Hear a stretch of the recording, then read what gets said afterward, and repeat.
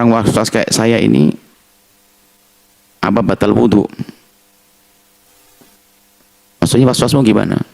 Saya wudhu, sudah wudhu, tapi kok kayak belum.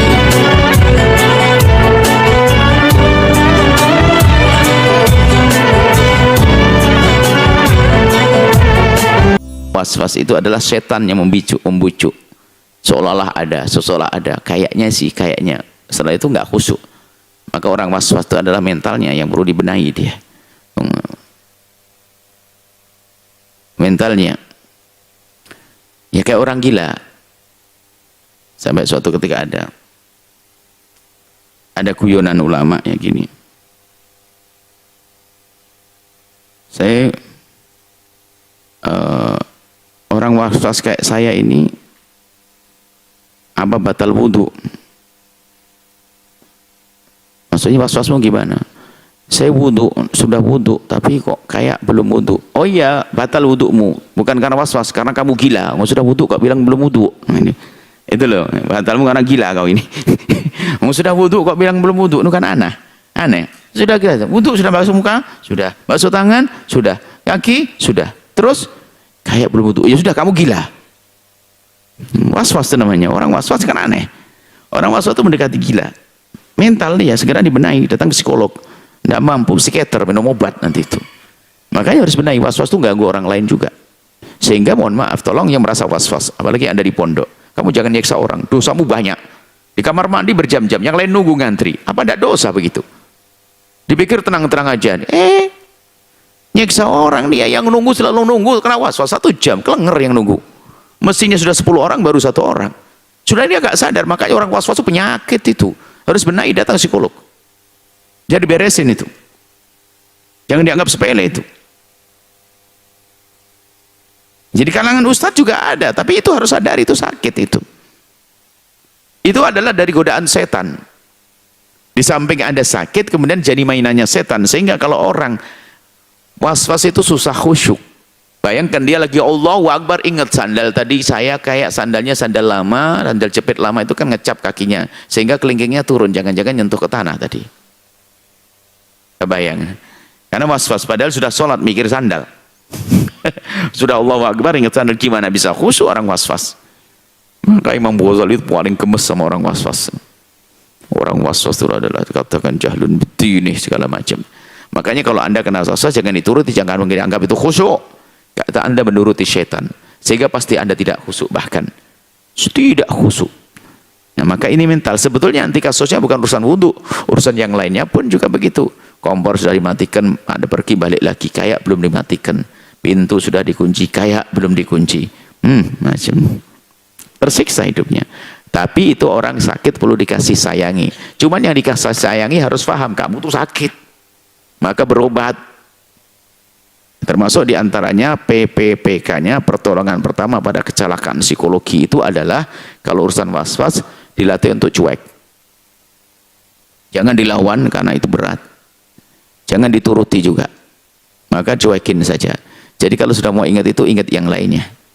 Dicuekin biar nggak lukanya semakin tergores. Luka mentalnya tidak semakin tergores, cuekin saja. Habis, maksudnya begini.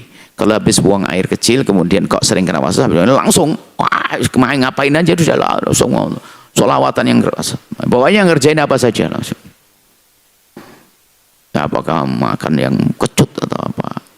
Pokoknya biar ingat dengan itunya, dialihkan. Jadi yang namanya was-was itu seperti orang nyinyir. Anda lawan tambah jadi, ya kan begitu. Orang nyinyir, Anda lawan, tambah jadi.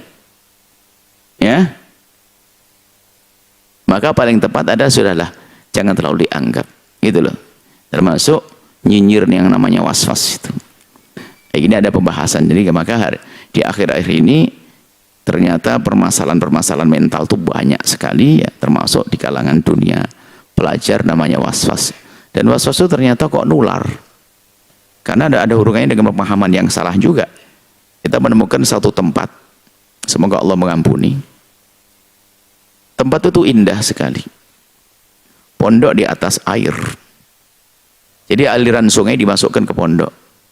Mestinya kan tidak boleh ada orang was-was di situ. airnya banyak. Jadi kalau wudhu itu tinggal saja kita ke begitu langsung kena air wudhu. Jadi ke masjid itu, pelataran masjid tondak-ondak pertama sudah air. Jadi memang cantik itu. Dimasukkan air ke lokasi pondok. Toiletnya, WC-nya di paling ujung. Yang di saat yang air sungai sudah mau dibuang keluar. Akhirnya kita sholat di belakangnya. Ustadznya bis, bis, mana beres-beres, Bismillah. Ulang-ulang, enggak. Sudah ustadznya, enggak, Allahu Akbar dulu. Tak pikir dia tak taunya apa, di kiri kanan kita semuanya santrinya begitu. Wah, sudah Allah. Ini pertama kali kami pulang ke Yaman.